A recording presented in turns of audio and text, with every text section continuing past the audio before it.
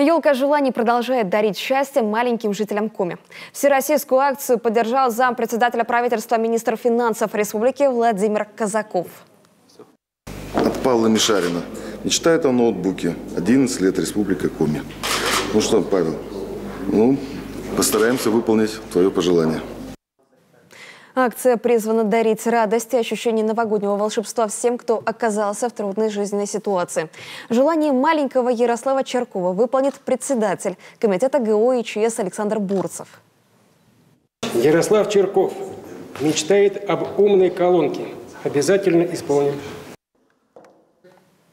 Эстафету добра подхватила и руководитель комитета по тарифам республики Анна Тюрнина. Она сняла с елки желаний шара юной Маши Павловой. Мечтает о смартфоне. Мария Павлова, Республика Коми, 5 лет.